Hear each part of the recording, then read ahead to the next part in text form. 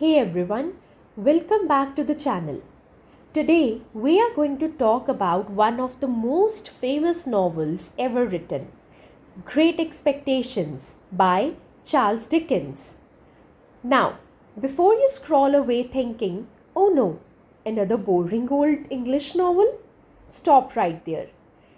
Give me few minutes and I promise you by the end of this video you will understand the entire novel so well that you could explain it to your friend in 5 minutes easily.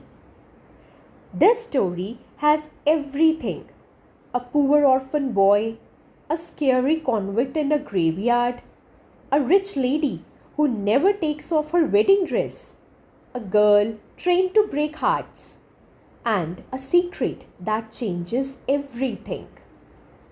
Sounds like a movie plot, right? Well, Dickens wrote this almost 160 years ago, and it's still one of the greatest stories ever told. So, whether you are a student preparing for your exams or you just love good old stories, stay till the end.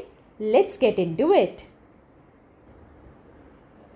Let's first talk about the man who wrote this, Charles Dickens. He lived from 1812 to 1870 and he is honestly considered the greatest novelist of the Victorian age. That means the period when Queen Victoria ruled England. Now, here's something interesting. Dickens didn't grow up rich. As a child, he actually had to work in a factory to support his family. Life was hard for him, and you can feel that in his writing. His stories are full of poor characters, hard strugglers, and a deep understanding of what it feels like to not have enough. This novel, Great Expectations, was published between 1860 and 1861. It came out in parts, like a weekly series, almost like how we binge watch a web series episode by episode today. People waited every week to read the next part. And here's a fun fact. Many people believe this story is partially based on Dickens' own life. His own childhood struggles are hidden inside Pip's journey, from poverty to false pride to finally understanding what really matters in life. So, when you read this novel, remember, Dickens is not just telling a story. He is telling us something about himself too. Okay, now let's get into the actual story. This is the main part, so pay attention. I'll explain it step by step very simply. Point 1. Our main character is a boy named Pip. He is an orphan. He is an orphan, meaning his parents are dead, and he lives with his older sister and her husband, Joe. Now,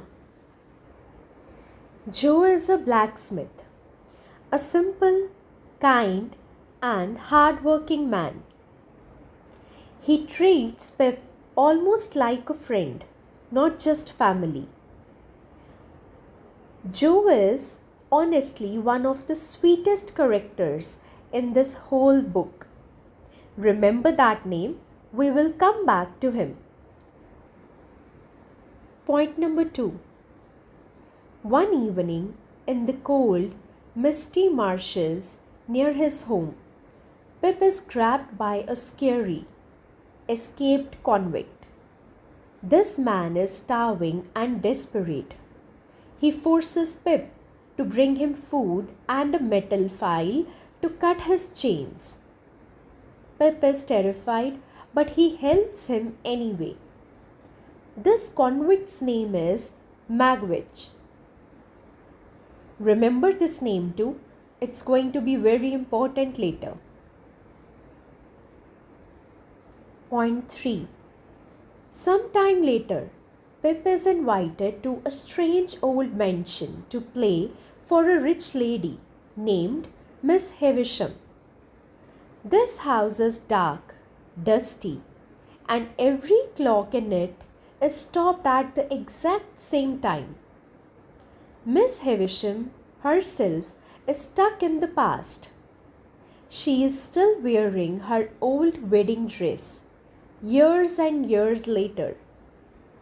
Living with her is a beautiful young girl named Estella, who has been raised to be a proud, cold, and to never fall in love with anyone.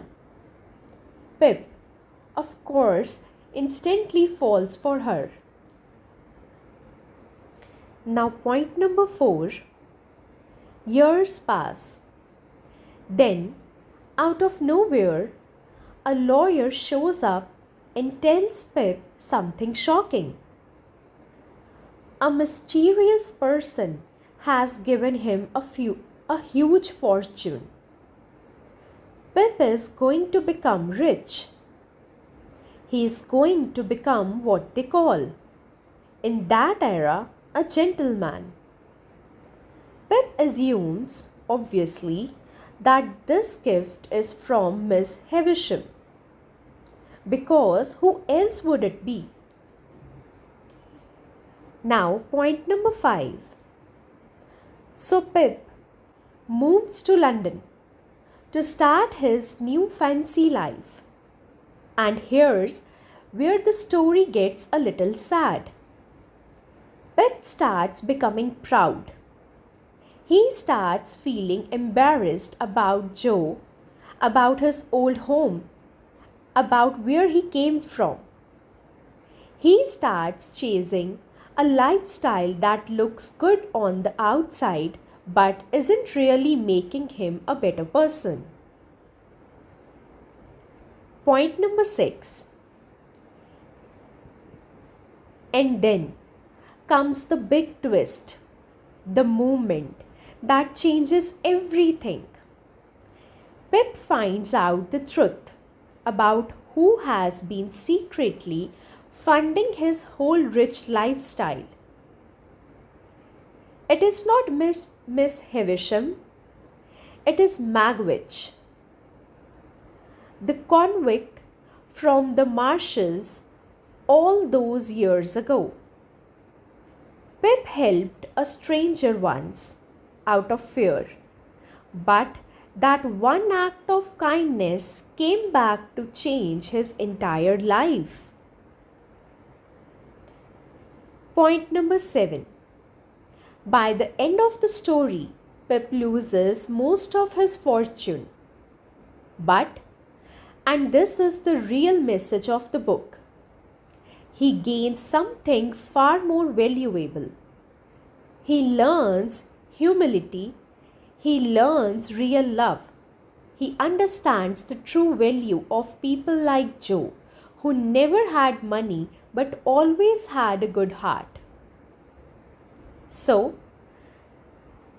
that in a nutshell is the story of Pip, from an innocent village boy to a proud young gentleman to finally a wiser, kinder man.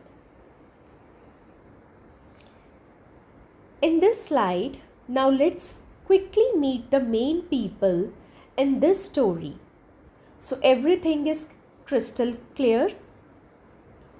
Pip, our hero, an orphan boy whose whole journey is about ambition, mistakes, and finally growing up. The next one is Stella. Beautiful, but cold and proud. She was raised by Miss Havisham for one specific purpose, to break men's hearts. And honestly, she doesn't even fully understand her own feeling until much later. The next one is Miss Havisham, a wealthy woman whose heart was broken badly. Many years before the story begins, because of that heartbreak, she basically freezes her whole life at that one painful moment. Every clock in her house is stopped. She never removes her wedding dress. She is a symbol of what happens when someone can't let it go of their pain. Let's move to the next character. The next one is Magwitch. The convict Pip meets in the marshes. He seems scary at first, but as the story goes on, we realize he has more heart and more gratitude than almost anyone else in the book. He becomes Pip's secret father figure in every way that matters. Next one is Joe, Pip's brother-in-law, the blacksmith. Simple, honest, hardworking, and endlessly kind. Joe never changes, no matter what happens around him. And that's exactly why Dickens uses him to show what real goodness looks like. The next one is Biddy, a steady, sensible, young woman close to Joe and Pip. She represents quite real values. Someone who never chases fame or money, but always does the right thing. Notice something interesting here? Almost every poor or simple character in this story, Joe, Biddy, even Magwitch, turns out to have more genuine goodness than the wealthy characters. That's not an accident. That's Dickens making a point. Now let's talk about the big ideas, the themes hidden inside the story. The first one is social class. In Dickens' time, England was extremely divided between rich and poor. If you were born poor, society basically told you you will stay poor and you don't deserve respect. Dickens completely disagrees with this idea, and he shows it clearly through this novel. Look at Joe, a blacksmith. Low in social status but full of honesty and love. Now, look at some of the high society characters in the book who have money and manners but very little real kindness. The message here is simple, and honestly, it is still true today. Your bank balance does not decide your character. Being rich doesn't automatically make you a good person, and being poor doesn't make you a bad one. That's the whole idea behind this theme. Theme number 2 is Great Expectations and Ambition. The second big theme, and it's really in the title, is ambition. Great Expectations itself. Pip dreams of becoming a gentleman, mainly because he wants to impress Stella and feel worthy of her. But here's the problem. His ambition is built on the wrong foundation. He is not trying to become a better person. He is trying to look better on the outside to please someone else. And what happens? That kind of ambition leads him to pride, to shame about his own background, and eventually to real disappointment. Dickens is warning us here about chasing the wrong kind of success, the kind that's only about appearances. And here's something clever. The title of the book is actually a little ironic. Pip's real great expectation isn't the money at all. It's learning who he truly is. That's the real prize in this story.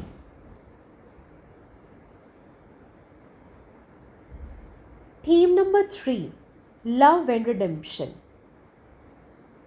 The third theme, this means how people are forgiven and how they grow. Pip's love for Stella in the beginning is emotional but immature. He's chasing an idea of her more than really knowing her. But through the story, Pip learns a deeper, steadier kind of love. Through Joe's loyalty and through Biddy's quiet support. That's real love. Not the dramatic kind, the dependable kind. And then there's Magwitch, his love for Pip, someone who once showed him a small act of kindness, becomes the thing that redeems him, that gives his whole difficult life meaning. The message here is beautiful. Honestly, forgiveness and simple kindness can change people completely, sometimes more than money ever could.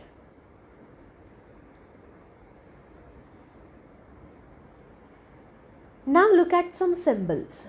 Satyr's house. Now let's talk about few powerful symbols in the story. Starting with Satyr's house, Miss Havisham's house. This house is falling apart. The clocks are all stopped at the same time. Her old wedding cake is still sitting there, rotting years later. This house represents being stuck in the past, stuck in the pain, unable to move forward. Miss Havisham refuses to let go of the day she was hurt, and it is basically destroys her the whole life. And here's an interesting detail. The name Satyrs actually means enough in Latin, which is deeply ironic. Ironic because in that house, nothing is ever enough. Nothing is ever satisfied. Time itself refuses to move on. It's honestly one of the most powerful images in English literature. The next symbol is the forge and the marshes. Two more symbols now, the forge and the marshes. The forge is the Joe's workplace where he works with fire and metal every day. It represents hard work, honesty, and family warmth. Whenever Pip is at the forge with Joe, there's feeling of safety and simplicity. The marshes, on the other hand, are cold, foggy, and a little scary. It's where Pip first meets Magwitch. The marshes represents fear, loneliness, and honestly, the beginning of Pip's whole journey, stepping out of his safe little world into the unknown. Two very different places, one warm, one cold, and together they represent the two sides of Pip's life. Now, before explaining this slide, I'm going to tell you the story, entire summary in just 5 minutes. Great Expectations by Charles Dickens. One of the most loved novels in English literature. Let's dive straight in. Our story follows a young orphan boy named Pip. He lives with his older sister and husband Joe, a kind and simple blacksmith. Life is quiet and humble until one evening, in the cold, foggy marshes near his home, Pip runs into an escaped convict. The man is desperate and hungry, and he forces Pip to bring him food and a file to break his chains. Pip, terrified, does exactly that. This convict's name is Magwitch. Remember him because he is about to become the most important person in Pip's life, even though Pip doesn't know it yet. Some time later, Pip is invited to a strange old mansion to play for a wealthy woman named Miss Havisham. This house is dark and frozen in the time. Literally, every clock is stopped at the same hour. Miss Havisham still wears her old yellowing wedding dress. Years after being left at the altar, living with her is a beautiful girl named Stella, who has been raised specifically to be cold and proud and to break men's hearts. Naturally, Pip falls hopelessly in love with her. Years pass. Then, out of nowhere, a lawyer arrives with shocking news. A mysterious benefactor has decided to give Pip a fortune so he can become a proper gentleman. Pip immediately assumes it must be Miss Havisham, so he moves to London, starts living the high life, and slowly begins to change. He grows proud, he starts feeling embarrassed about Joe, about his humble roots, about everything that once made him who he was. And then comes the twist that flips the whole story. Pip discovers who has really been funding his fortune all along. It's not Miss Havisham at all, it's Magwitch, that convict from the marshes, the man Pip helped out of pure fear all those years ago. Never forgot that one small act of kindness, and it changed both their lives forever. By the end, Pip loses most of his money and his fancy lifestyle, but he gains something far more valuable: humility, wisdom, and true understanding of the people who actually loved him all along, especially Joe. Now, underneath this story, Dickens is really talking about few powerful ideas. First, social class. In Victorian England, the rich were considered better than the poor. Dickens flipped the idea completely, showing that a simple blacksmith like Joe has far more genuine goodness than many wealthy, well-mannered people in the book. Second, ambition. Pip's dream of becoming a gentleman is built on the wrong reason, impressing someone else rather than becoming a better person. And that ambition cost him his relationship and his peace mind before he finally learns better. And third, love and redemption. Real life in this story isn't that dramatic, obsessive kind Pip feels for Stella in the beginning. It's the steady, loyal kind, the kind Joe and Biddy show him every single day. And Magwitch's love for Pip becomes his own path to redemption, proving that even someone the world has written off can still do something meaningful with their life. So, what's the real lesson of Great Expectations? Simple: money and status can't buy happiness, True greatness comes from kindness, humility, and the people who stand by you no matter what. Pip's journey is really a journey from great expectations to great character. And honestly, that's message that still matters almost 160 years after Dickens first wrote it. And that's the whole novel.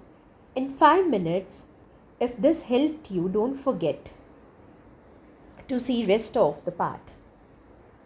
Now coming back to 10th slide, let's look at the couple of the lines from the novel that really capture its hearts.